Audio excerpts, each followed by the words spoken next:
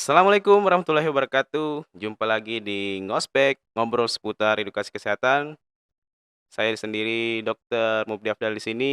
Hari ini saya bersama dengan Dokter Andi Nilda, spesialis penyakit dalam. Selamat siang, Dok. Apa Siang, kabarnya pada hari ini? alhamdulillah baik. Oke, Dok. Eh, pada hari kemarin tanggal 29 Mei kita memperingati Hari Lansia Nasional. Ya, bertepatan 29 Mei, kemarin juga sempat kita podcast dengan salah satu inovator nakes teladan untuk kategori dokter puskesmas, Iya, yaitu Dokter Sinta. Dia juga membahas tentang, bagaimana dia memberikan pelayanan pelayanan, terpadu kepada lansia. iya, betul di puskesmas Tajojo Iya, ya, Dok? jadi Iya, sebenarnya masalah lansia ini juga adalah masalah kompleks yang ada di iya, Indonesia. Jadi betul. Sudah menjadi perhatian dari heeh, pemerintah pusat juga terutama sampai mungkin daerah. untuk pasien-pasien BPJS Betul, mungkin lebih banyak lansia, Dok, betul, iya. ya. Kalau, tema sendiri untuk diambil dari untuk pada hari lansia kemarin itu diambil, tema yaitu lansia terawat, Indonesia Iya, bermartabat, iya, ya. untuk tahun ini I temanya itu, Dok. heeh. Ya, jadi ada beberapa pertanyaan mungkin yang bisa kita diskusikan, Dok, pada hari ini. Yang pertama mungkin yang saya tanyakan, kenapa lansia itu menjadi prioritas pemerintah pusat pada saat ini? Iya, Pertanyaannya itu, Dok. kenapa lansia menjadi penting sampai menjadi perhatian nasional sampai, mungkin di Indonesia bahkan internasional itu ditetapkan satu hari sebagai, hari lanjut usia gitu. Kalau di Indonesia hari lanjut usia nasional itu ditetapkan di 29 Mei setiap tahunnya. Eee, Kemungkinan besar itu disebabkan karena semakin, bertambahnya tahun, jadi eee, semakin ke sini itu jumlah atau angka harapan hidup masyarakat Indonesia itu juga semakin meningkat. Meningkat ya? Ya beberapa dekade terakhir itu angka harapan hidup masyarakat Indonesia itu sampai 65 tahun saja. Namun, beberapa tahun terakhir itu sudah mulai meningkat sampai di 75 tahun sampai 77 tahun. Hal ini berarti bahwa, jumlah lansia kita di Indonesia ini bertambah banyak Iya, semakin seiring tahun karena umur gitu. semakin bertambah, iya. Berarti jumlah lansia juga Iya, semakin angka harapan hidup bertambah, bertambah berarti betul, angkanya juga lansia akan bertambah, Dok, bertambah, ya. jumlahnya akan bertambah. Apakah itu juga mengindikasikan bahwa pelayanan kesehatan di negara kita sudah ada kemajuan, Dok, dari tahun ke tahun, Ya, melihat dari angka iya, harapan hidupnya? diindikasikan seperti itu. Jadi artinya sudah pelayanan pelayanan Iya, kesehatan mungkin sudah mulai, ada perbaikan dibanding sebelum-sebelumnya, sudah mulai, menyentuh, para pralansia atau lansia kita, iya, sehingga angka harapan hidupnya menjadi semakin, lebih lama. Kemudian, sebenarnya yang ditargetkan dari setiap peringatan Hari Lanjut Usia Nasional itu adalah bagaimana agar setiap lansia yang ada di Indonesia, yang ada di sekitar kita, terutama pemberi layanan kesehatan itu adalah agar lansia-lansia kita ini menjadi lansia yang sehat dan mandiri. Mandiri dalam arti kata, tidak bergantung kepada siapapun, iya, bisa mengurus melaksanakan ya diri, bisa melaksanakan, kegiatan-kegiatan pribadinya sendiri. Paling sering kan yang dalam tanda kutip, "paling sering dibebani" oleh lansia itu adalah anggota keluarga, Dok, iya, ya. Apakah heeh, pasangannya, suami atau istrinya, anaknya, anak-anaknya, iya, gitu. Dan, untuk, supaya jumlah lansia kita yang semakin banyak ini tidak menjadi tanda kutip "beban" bagi keluarganya, maka, peringatan Hari Lanjut Usia Nasional itu selalu, eee eee, memiliki target agar bagaimana lansia-lansia kita itu bisa mhm. menjadi lansia yang sehat, kalaupun ada sakit menjadi lansia yang terawat dan, mandiri. Ya, mungkin, kalau podcast kita sendiri nih, Dok, saya lihat dari analisisnya kebanyakan yang menonton itu masih usia produktif, yaitu Iya, betul. 20 sampai 50 tahun ke Iya, atas. Jadi mungkin bisa disampaikan, Dok, kepada teman-teman yang menonton untuk disampaikan kepada keluarganya atau orang tuanya yang lansia, apa sebenarnya tipsnya untuk lansia agar tetap sehat dan tidak sering bolak-balik masuk ke rumah sakit atau pusat kesehatan yang lainnya? iya. Jadi edukasi agar lansia menjadi lansia sehat dan mandiri itu sebenarnya tidak ditujukan hanya untuk lansianya, tapi Yang juga untuk anggota keluarga pendamping lansia. heeh, Yang kedua adalah sasarannya, usia-usia pralansia. iya, Jadi usia yang pralansia itu menuju. antara ya, menuju lansia 50, 55 tahun sampai sebelum 60 tahun. Tujuannya, disentuh oleh edukasi ini adalah agar, ketika menjadi lansia nanti, Sudah siap, dia menjadi lansia yang sehat dan iya. mandiri. dan tidak lagi menjadi lansia dengan kualitas hidup yang jelek. Jadi tips-tipsnya ada 4 intinya. Jadi ini bisa diperhatikan kepada anggota keluarga pendamping lansia, pada usia-usia pralansia dan bahkan untuk lansianya sendiri. Jadi yang pertama itu adalah hindari pola hidup yang tidak sehat. Jadi terutama untuk Mhm. para pralansia ini ya, yang menuju lansia. Jadi sedini mungkin sebelum mencapai usia lansia kita harus mulai mengatur pola hidup yang sehat. Ada 4 hal yang menjadi inti dari pola hidup tidak sehat ini. Yang pertama seperti kita tahu adalah pola diet yang tidak sehat. Diet tidak sehat itu tidak selalu melulu tentang makanan yang Berlemak kayak gitu ya. berlemak, tinggi kolesterol, tinggi Gula. gula, ya. Tetapi pola makan, kurang makan juga masuk di pola diet tidak sehat. Dan ini yang Mhm. paling banyak kita temukan pada lansia-lansia kita sekarang, kondisi kurang gizi. Iya, Takut makan karena takut sakit. sakit. Ya, jadi ini harus juga dipahami bahwa tidak semua makanan itu adalah sumber penyakit. Eh, ada eh, ada 3 poin penting yang harus diperhatikan dalam menghindari eh, pola makan yang tidak sehat. Yang pertama itu adalah makanan jangan terlalu tinggi lemak. Iya, Yang kedua, jangan tinggi gula. Jadi jangan minum kopi, minum teh terus yang tinggi iya. gulanya. Jadi boleh ada gula tapi jangan Iya, jangan berlebihan. tinggi gula. Iya. Jadi harus tetap dalam jumlah yang sesuai porsinya. Yang ketiga, jangan tinggi garam.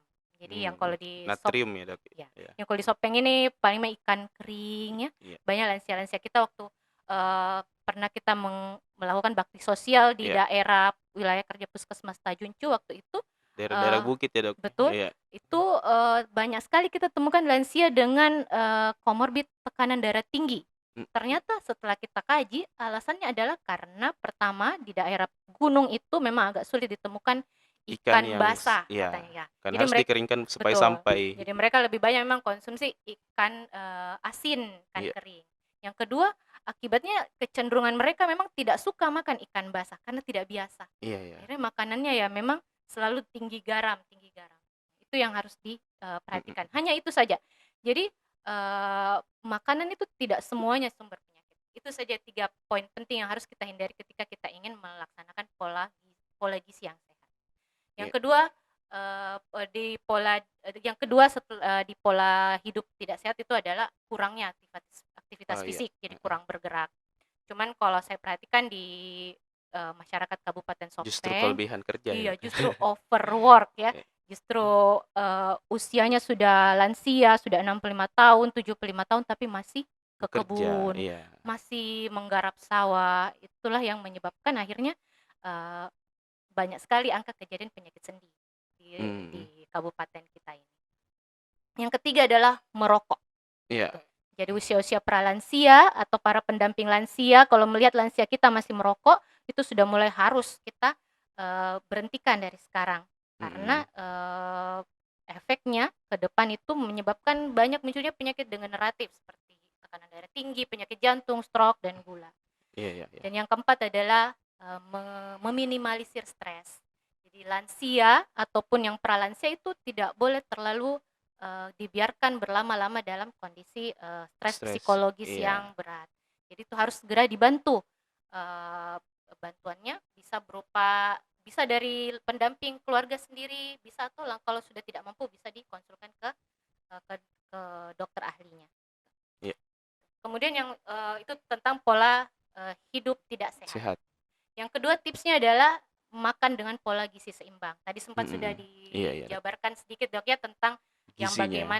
yang bagaimana yang sebaiknya dihindari. Dan itu kalau biasa kita sudah sering mungkin kalau di puskesmas itu ada kampanye gerakan masyarakat yang berupa Piringku isi ya itu? piringku, Iya, ya. heeh. Itu sebenarnya itu adalah edukasi yang sangat baik untuk lansia-lansia kita. Tuh, Mhm. bahwa sebenarnya kita memang tetap diharuskan makan dengan baik. Tidak tidak boleh dalam kondisi kekurangan gizi juga, seperti yang selama ini kita dapatkan. Iya, Jadi mungkin di isi piringku itu saya review kembali bahwa setengah itu harus terdiri dari sumber karbohidrat dan protein, protein, iya. dan setengahnya lagi itu harus sayur-sayuran dan buah-buahan Untuk gitu. serat ya, Dok, sama Dan serat, vitamin, iya. heeh. Dan yang paling penting itu adalah air minum yang cukup. Itu direkomendasikan minimal 8 gelas sehari itu kita harus mengkonsumsi air Iya, putih untuk kecuali mungkin bisa untuk pasien-pasien tertentu pasien-pasien tertentu ya, seperti misalnya iya, gagal kecuali jantung. ada, anjuran dari dokter yang merawat misalnya Iya, sebelumnya untuk membatasi air ya mungkin, untuk tips ini mungkin tidak bisa dilaksanakan. Tips yang ya, ketiga adalah, eee, aktivitas fisik atau olahraga. Nanti ya, jadi itu, orang tua kita tuh tidak dilarang untuk bergerak, iya, ya malah sebaiknya selalu dimotivasi untuk melakukan olahraga-olahraga ringan. Dan yang terakhir adalah, periksa kesehatan secara berkala, berkala, iya, ya. Itu jadi, kalau sudah tahu ada riwayat keluarga dengan tekanan darah mhm, tinggi, maka lansia kita ini harus secara berkala minimal setiap 6 bulan sekali, kita harus lakukan pemeriksaan tekanan darah, pemeriksaan gula darah. Di tidak harus puskesmas tidak harus di rumah sakit ya, harus Dok, di ya? rumah sakit, Heeh, saya rasa, seperti programnya Dokter Sinta ya, iya ya, heeh, di Puskesmas Tajunco itu selalu melakukan screening secara berkala terhadap lansia-lansia. Di wilayah puskesmas lain juga ada posyandu lansia yang saya rasa masih aktif sampai sekarang. Di mhm, situ memang sudah ada kegiatannya untuk melakukan screening tekanan darah, pemeriksaan gula darah, pemeriksaan kencing, pemeriksaan status gizi, pemeriksaan status kemandirian. iya, Dan ya mungkin jangan dilupakan juga kepada pemberi layanan kesehatan ya, seperti misalnya posyandu lansia itu untuk selalu memeriksa status mental psikologis dari, pasien lansianya. Karena iya itu ya, juga tidak bisa kita abaikan juga, gitu, itu juga berpengaruh besar, Dok, ya, terhadap untuk kesehatan lansia. kesehatan. Iya, Dia juga mempengaruhi perilaku juga betul, iya, lansianya. Jadi tadi sedikit kita singgung, Dok, masalah aktivitas fisik. Jadi kita tahu kan lansia pasti terbatas aktivitas fisiknya, ada beberapa aktivitas fisik yang tidak boleh dilakukan, iya. tapi tipsnya, Dok, olahraga yang cocok untuk lansia itu seperti apa, Dok? Jadi ada 4 jenis olahraga untuk lansia. Iya, Jadi ini 4 olahraga ini, tergantung sesuai dengan kemampuan mobilisasi dari masing-masing lansia. Yang pertama adalah olahraga yang sifatnya aerobik. Aerobik itu tidak selalu zumba. ya malah mungkin lansia sudah tidak dianjurkan Iya, untuk ikut zumba lagi, Dok. Jadi, olahraga aerobik yang dimaksud seperti misalnya mungkin senam iya intensitas lansia, ringan ya, Dok, iya, ya? Heeh. intensitasnya ringan sampai sedang, seperti senam lansia, kemudian berenang, bersepeda, kalau pada, populasi lansia yang, penyakit sendinya belum berat. Iya, Ya, jadi misalnya sudah ada sakit lutut, tapi masih bisa jalan, masih bisa sholat seperti biasa, maka anjurannya adalah olahraganya bersepeda atau berenang. Tidak dianjurkan lagi lari, iya, main tenis, itu akan justru olahraga yang semakin memperberat, iya, itu olahraga high iya, intensitas high ya, intensity yang akan heeh. memperberat justru, penyakit sendinya. Dan anjurannya untuk lansia kalau edukasi kesehatan untuk pasien non lansia kan biasanya kita dianjurkan olahraga rutin 5 hari dalam seminggu. Iya, Tapi kalau untuk lansia itu justru lebih sedikit, yaitu cuma 3 hari dalam seminggu satu sudah minggu. cukup dengan durasi waktu maksimal 30 menit, gitu. Jadi tidak perlu setiap hari. Ya cukup mungkin jalan-jalan Iya, keliling setengah jam, sekitar rumah tiga ya, kali dalam heeh. seminggu. Kemudian yang kedua olahraganya adalah latihan menguatkan otot. Nah, untuk jenis latihan ini ditujukan kepada lansia kita yang sudah mulai ada penyakit sendi yang sedang sampai berat. Jadi Mhm, sudah tidak bisa lagi kita anjurkan naik sepeda, pergi berenang, karena sedangkan iya. untuk sholat saja mungkin sudah sulit, gitu. Jadi tidak bisa diberlakukan secara general Iya, ya, Dok? benar. Ada kondisi-kondisi Kondisi tertentu yang tertentu yang bisa, ada yang olahraga tidak apa bisa, dipilihkan iya. yang tepat. Jadi kalau untuk latihan kekuatan otot itu, pada pasien yang memang kan kita tidak anjurkan lansia kita, jadi misalnya lututnya sudah sakit begitu, kita tidak Mhm, bisa paksakan lansia kita untuk tetap selalu jalan bergerak, karena itu iya. justru memang akan memperburuk kondisi sendi lututnya. Maka supaya tidak terjadi pengecilan, massa otot Otot, betis, heeh, kan otot tungkai, karena kalau tungkai kita itu tidak digunakan dalam waktu lama, itu akan mengecil, mengecil. atrofi otot istilahnya, Dok, ya? Iya, atrofi Heeh. otot. Jadi dia mengecil, jadi justru tidak, untuk kedepannya justru akan semakin menghambat pergerakan, karena sudah tidak Men bisa menopang berat berat badan. badan, iya iya. Maka tetap dianjurkan untuk melakukan latihan kekuatan otot. Caranya itu dengan, bangkit dari kursi. Jadi Mhm, lansia kita duduk, didudukkan, kemudian, ber di kursi dibantu untuk bisa berdiri sendiri iya sambil berpegangan di sisi kursi. iya Itu kemudian ditahan beberapa detik, berdiri tahan sampai beberapa detik, 5 sampai 10 detik, iya, kemudian duduk kembali. Nah, itu durasinya juga bervariasi sesuai dengan kemampuan. Tapi kemampuan harus tetap dampingi ya, Dok, ya? tetap tidak boleh ya. Apalagi ya nanti terpeleset atau bagaimana. Usahakan untuk lansia kita ketika melakukan aktivitas fisik itu selalu ada pendampingan, Mhm. karena lansia itu sangat rentan Rentan. untuk, trauma, cedera, Dan proses penyembuhan pasien lansia dan pasien normal juga beda. pasien Iya, usia biasa mungkin beda ya, Dok, ya? pada lansia itu lebih Lebih lama lama karena penyembuhannya. sudah mulai ada terjadi pengeroposan tulang, sudah mulai ada penyempitan celah sendi, jadi, Mhm. proses penyembuhannya juga lebih lama kalau sampai terjadi Cedera, cedera, maka itu iya. harus kita hindari. Kemudian yang ketiga tadi latihannya tuh latihan kelenturan. Latihannya cuma Mhm. berupa seperti, kalau, usia muda juga biasa lakukan latihan stretching, ya. Stretching Jadi ya? peregangan saja. Jadi seperti Pemanasan sebelum ya, olahraga ya? melakukan tarikan pada sendi bahu, itu ditahan sampai 10 sampai 30 detik, dilakukan, 3 kali dalam seminggu. Itu supaya tujuannya tidak terjadi kekakuan pada sendi-sendi Mhm. besar gitu. Misalnya biasa kita temukan lansia kita sudah tidak bisa mengangkat tangannya, sudah tidak bisa menyisir, tidak bisa Iya. pakai baju sendiri karena terjadi kekakuan Mhm. pada sendi bahunya. Begitu juga pada sendi Movement-nya lutut. sudah terbatas, Betul. iya, nggak Jadi maksimal lagi. maka untuk menghindari itu maka harus selalu dianjurkan untuk melakukan stretching. Mhm. Pada lansia yang tidak bisa berdiri bisa dilakukan sambil duduk. Gitu. Jadi bisa saya contohkan sedikit gerakannya ya. Jadi kayak kita melakukan, tarikan pada sendi bahu kiri itu ditahan sampai 10 detik, dibaris lagi kanan, atau, Mhm. yang sederhana seperti misalnya, menarik otot leher, Leher. tahan sampai 10 detik, begitu lagi dibalas, dilakukan, putaran pada sendi leher, kemudian begitu juga pinggang, itu juga bisa dilakukan. Iya. Itu cukup 3 kali dalam seminggu. Dan setelah latihan kelenturan yang terakhir adalah latihan keseimbangan. Nah, untuk ini, harus syaratnya yang melakukan adalah lansia yang, tidak ada gangguan keseimbangan, sebelumnya. Jadi bukan Iya, pasien-pasien lansia yang ada misalnya gangguan vertigo, yang mudah jatuh ketika berjalan, dan yang paling utama ya harus didampingi, bingi, ya. iya. Jadi latihan keseimbangan ini, latihannya cuma berupa berjalan. Berjalan saja, tanpa menggunakan alat bantu. Dan makanya syaratnya ya untuk, lansia-lansia yang belum harus menggunakan alat bantu, itu Oh, saja. iya, Dok. Mungkin terakhir, Dok, pertanyaannya, eee, adakah screening yang bisa kita lakukan lebih awal untuk mendeteksi sebelum, terjadinya gejala-gejala, penyakit pada lansia? Iya, Apalagi terutama di rumah sakit iya. kita di RSUD Dr. Mamala. Jadi, untuk, kampanye Hari Lanjut Usia Nasional tahun ini itu diperkenalkan yang namanya SKILAS, jadi screening lanjut usia sederhana.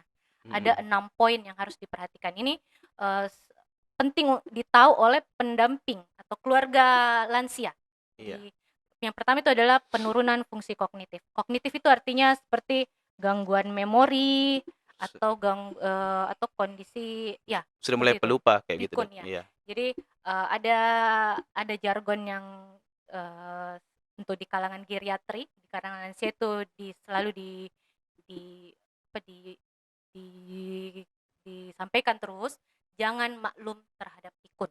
Iya, Ya, iya. jadi jangan memaklumi kalau lansia kita tiba-tiba jadi suka Iya, lupa-lupa. biasa istilahnya, Iya, "Ah, tua memang mi." iya. Iya, jangan nggak Sebenarnya usah tidak boleh dibati-bati. dimaklumi, karena hal Iya. itu sebenarnya bisa diatasi, bisa dihindari. Ya, Mhm. jadi, yang paling sederhana cara melakukan screening itu, Dok, dengan bertanya, "Hari ini hari apa? Iya. Tanggal berapa?" Eee, misalnya anaknya, "Saya Eee, siapa kalau banyak namanya?" anaknya ditanya-tanya Ya, siapa-siapa nama-nama "Saya anak anaknya. ke berapa, Iya, tahun berapa saya lahir," ya, kurang lebih seperti itu cara screening-nya. Kalau sudah mulai terjadi gangguan, maka harus mencari pertolongan segera, Dok, iya, iya. Dok. Biasanya nih kalau belum berat itu bisa distimulasi untuk, kembali ke kondisi memori normal. Paling sering juga kita bisa mengajarkan kepada keluarga kita yang lansia itu, supaya tidak cepat mengalami penurunan, fungsi memori itu adalah dengan banyak membaca. Iya, Iya. Jadi, dilatih terus kemampuan otaknya supaya tidak tetap berpikir, iya, tetap iya. berpikir. Jadi membaca, kadang mengaji, Mhm. baca tafsir itu juga Nah, sudah itu termasuk latihan. kayaknya sudah saran yang paling bagus itu, Iya. Dok, ya. Sudah sehat, menyehatkan Eee, otak, juga dapat pahala lagi mungkin untuk iya, lansia kita.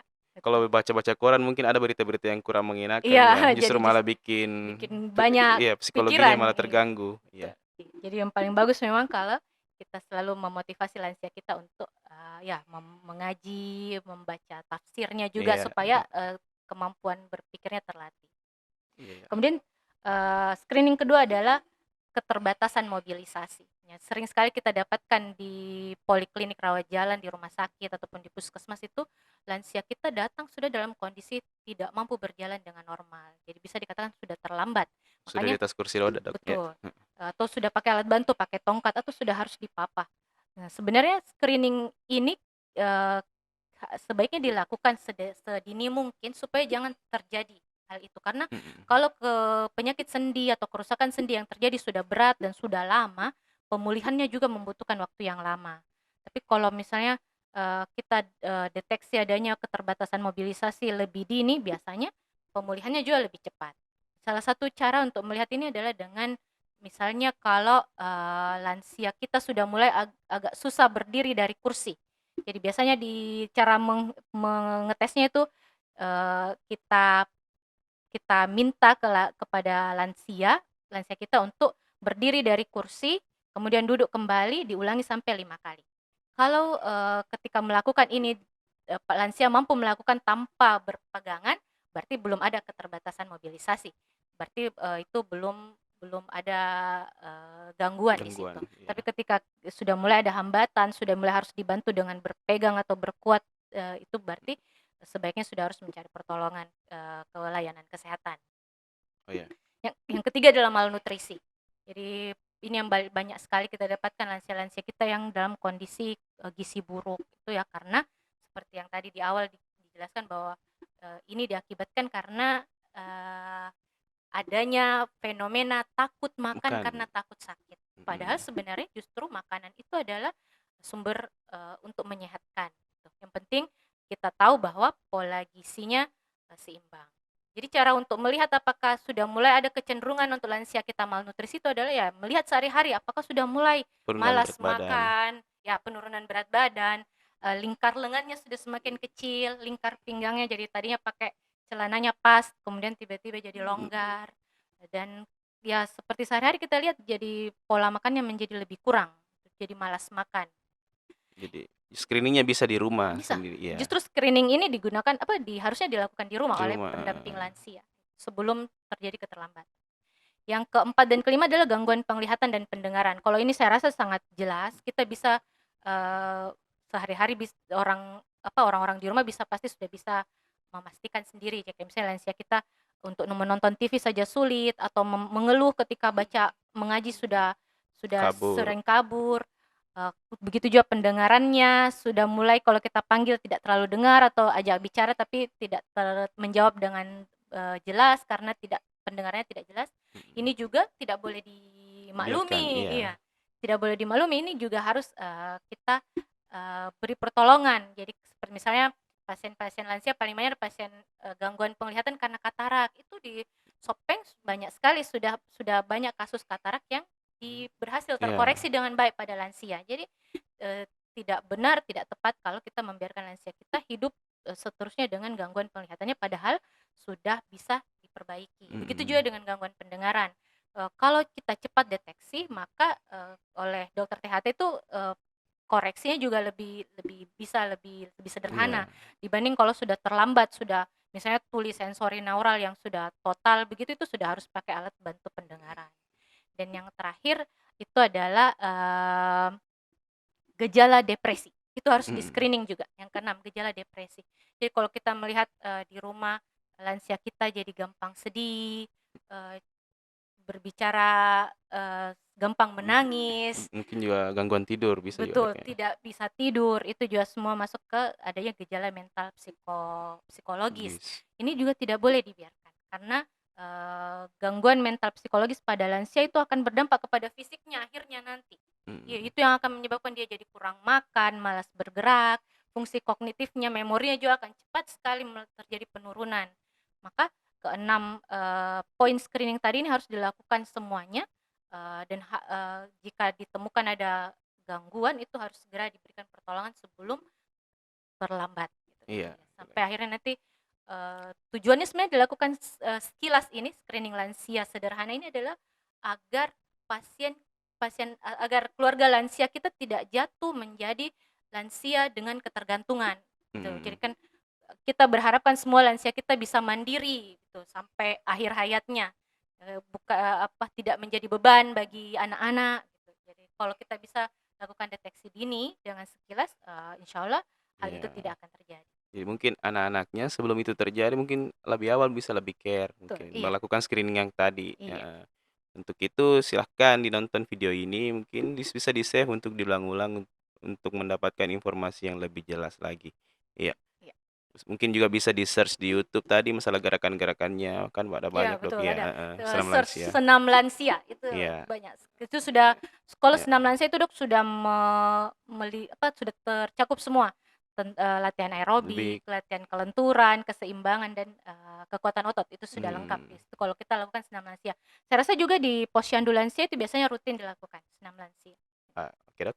Semoga bermanfaat untuk para penonton YouTube kami dan cukup sekian mungkin Iya Dok, diskusi Dok, kita pada hari iya ini. sebelumnya mungkin Iya, kita ucapkan selamat Hari Hari Lansia Lanjut Usia Nasional Nasional, kepada iya, para lansia-lansia kita untuk iya, khususnya di Kabupaten Sopeng mungkin ya. iya Dok. Iya. Oke, terima kasih Dok atas kehadirannya pada hari ini, Makasih Dok. dan teman-teman yang lain. Sampai jumpa di ngospek selanjutnya. Billahi taufiq wal hidayah. Assalamualaikum warahmatullahi wabarakatuh. Waalaikumsalam.